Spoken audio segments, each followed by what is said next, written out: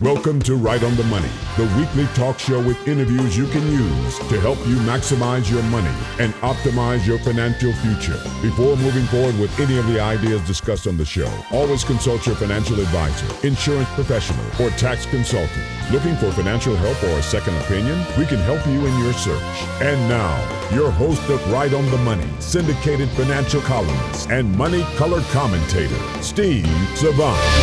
Well, welcome everyone to our money tips for the new year to help us get on track for 2016. And here to bring us up to speed is registered financial consultant and investment advisor, Ted Meyer. In this segment, we're talking about the retirement red zone. I love that. With registered financial consultant and investment advisor, Ted Meyer. Well, Ted, we're in the middle. This is the first week, wild card weekend. Wild card weekend's coming up. Oh my gosh, we're having a field day. And of course, my team's in, loving that. And I'm all over it. And I have to say, that it's taken a little time because I'm from the Midwest and I moved out here. It's a little time, but I've been converted. I'm an Arizona Cardinal fan now. But when we talk about the retirement red zone, now I notice Prudential does a great job on the air. I love their commercials. Yep. I mean, they make this visual. Yep. And you start seeing, oh my gosh, my retirement, I better get going. I'm getting really close to it. Okay. I've noticed in the NFL, when we're talking about getting the retirement zone, that they have statistics, and I mean they're mind-numbing how they keep stats on this. Absolutely. They have statistics. The moment they call the red zone from the 20, you're on the offense, you're heading into the red zone, from the 20 all the way to the goal line. So many people can rack up serious yardage in the NFL, and they get to the red zone, and either they don't make the make the 3-point, or they don't make it at all, much less they don't even score and cross the line. Right. There's a red zone in retirement, and it's critical. Why don't you define that for me? The red zone in retirement, we define it as the 5 years before retirement and the first 5 years after retirement. Oh. Because it's in that time period where as you're getting close to retirement, you'll need to make a change, a fundamental change in your focus or shift in your investment strategies. And then the first 5 years after retirement, that's when you really don't know what the day-to-day is going to be like. And so you don't want to have things set up day one because you're going to have adjustments as you go the first, second, third, fourth year of retirement. So that 10-year period, right around when you retire, is very critical. Well, when I'm thinking of my last 5 years before I retire and then the next 5 years, so I got a decade I got to really pay attention to. That's what you're really saying. Yeah, you got to pay a lot of attention to everything that's going on. And everything is correlated. Remember, you may be taking something out of your qualified plan that's going to cause a tax on your Social Security. You just got to really think through. There's a strategy here. This is not a do-it-yourself issue, is it? This is not a do-it-yourself issue. It has been for a long time. And I think what people are starting to find out is you now see folks that are retired and they've gone back to work because they didn't plan, they didn't make a fundamental shift in their planning structure from the 5 years before and the 5 years after retirement. They didn't plan, they didn't change their focus. And next thing you know, things didn't work out. I think this 5-year red zone, on the front end especially, is going to get pushed out farther because, Social Security, if you're going to max it, you want to wait till 70 if you can. Yep. I'm just saying if you have the cash flow to do it. You may have to work some more years than you planned on. So instead of having the retirement zone, everybody's saying the retirement zone is the full retirement age, marking the Social Security benchmark. Right. But I don't know if that's really the way to go anymore. I think that's changing. As a society, as we're living longer, retirement back in the day started at 62, 65, lasted 5, 6, 7 years, and it was pretty much done. Now retirement is a 20 to 30 year period of time, and it's usually starting 65 to 70. And even for my generation as a Gen Xer, I think it's going to be 70, 75 where people are going to finally hang it up. I used to watch Willard Scott every day on the Today Show say happy birthday to a handful of Americans that are returning age 100. Yep. And the Centurion Club or the Centenarian Club is probably the fastest growing demographic as far as the actual senior age. So when I'm looking at me retiring, even if I bumped myself to 70, I might be living to 90, 95. My wife, who's in excellent shape, always eats the right things, exercise, she's going to see 100 more than likely. Absolutely. So now when I'm looking at the retirement zone, I've noticed though, I want to, since everything's correlated, I could be taking out qualified plans. I could, if I'm taking my Social Security at the same time, that things interrelate and cause tax issues. Correct. So I want to talk about taxes during that time because I want to reduce my tax obligation. And there's strategies for this. There are strategies for that. A lot of folks say that as I retire, my tax is going to go down. I'll make less money. Well, that's yes and no, because we've been contributing to our qualified plans all these years, and we have a significant amount in there. When we get to age 70 and have to take out what's called the RMD, required minimum distribution, there are things we can do to offset that, okay? Because now we're in a distribution phase of our money instead of the accumulation phase.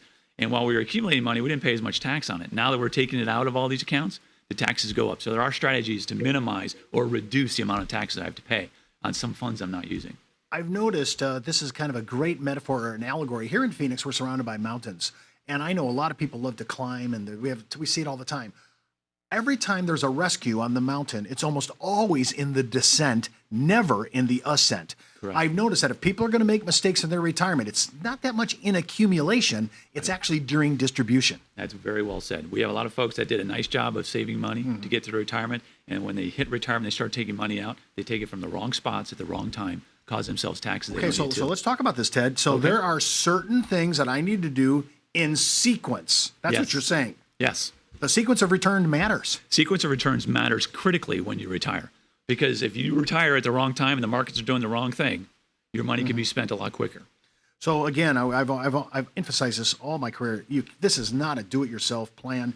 There's so much going on, that whether it's taxes. Let me talk about another thing too. I've noticed that a lot of us are invested in. I have money in funds, ETFs. I still believe in all that. But I also look at their expense loads now, and we're going to get into this in the last thing, but I also want to make sure, hey, am I getting a pretty efficient deal on my investments? And I just want you to touch on this because we're going to manage this in the last segment, but talk about that for a moment. Yeah, the one thing that people don't really pay a lot of attention to is the expenses of their funds, whether it's inside their 401k or whether it's mutual funds they own outside of it. There's a lot of costs inside of there that we can control.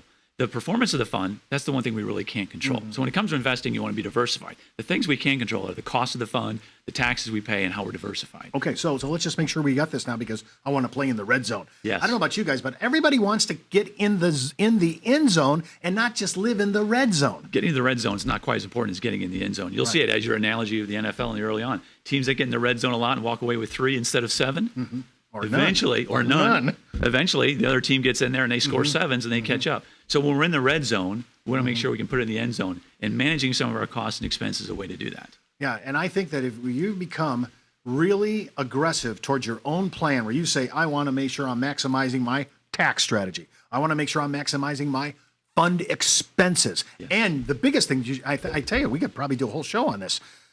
What should I take out first? What comes out in distribution in order? I mean, I'm kind of afraid now as a boomer. We're taking the wrong thing out at the wrong time, and it's going to impact our lifestyle. That's by the bigger issue. Our lifestyle later on in our senior living. I just had a woman in my office about 2 weeks ago who paid off her house out of her IRA account because her accountant told her that's the place to do it. Unknowingly, she took out $150,000 and had a nice tax bill show up after January 1 and had no idea. How could the CPA fiduciary not know that he would be bumping her into another bracket?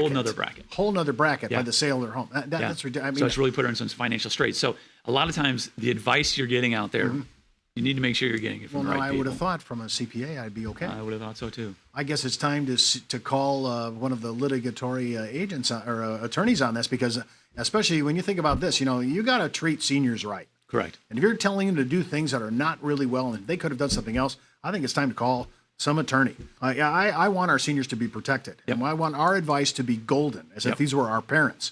Let's talk about, I'm always thinking about no more paycheck. I have all this money in my accounts. I know Social Security is online. It's ready to pay me. But I'm so used to getting a check every 2 weeks, and now it's going to stop. Now what? That's a big change. When folks are getting near retirement, they look at the amount of money that they have and they say to their spouse, their significant other, we have enough money to retire. But they usually don't finish a sentence off, which is if we don't lose it or if we don't mismanage it. Because you said, when you retire, that money that's set aside for retirement, you're not touching that when you're working. But the second you retire and that paycheck goes away, now you're touching all that money. And so it becomes critically important that we manage that expectation going forward. Well, I don't know how to manage this, because if you've been working 35, 40 years, and all of a sudden you got to say, hey, in 6 months, I'm not getting a regular check here. How do I start pulling money out? And the market may still mitigate what I can or cannot take out, right? So I'm wondering, about income that I can depend on. How's that? Income that I can depend on. Yeah, we're looking for guaranteed sources. Your paycheck that showed up every 2 weeks, every month was a guaranteed source of income. When you retire, we may have Social Security, we may have pension. We want to find a way to create another pension for ourselves. Find a way to take some of my retirement assets, create another stream of income that can come into my house, dedicated month over month, year over year, for the rest of my life. One of the rules of thumb I always heard is, you got to be having about 60 to 70% of your normal paycheck is better be in your retirement income. that's about a fair number. Is that a fair number? I say it's still not enough. You're making me nervous. I just want to make sure that we have the ability to go ahead and look at these things. I want you to remember what the good Reverend John Wesley once said. Make all you can, give all you can, save all you can. I'm Steve Savant. We'll see you next week. For more information on this week's money topics, just go to our website at www.rightonthemoneyshow.com and follow Steve's daily postings on Facebook, Twitter, and LinkedIn. When it comes to retirement, money management, small business, insurance coverage, college funding, or budgeting, we have the interviews you can use.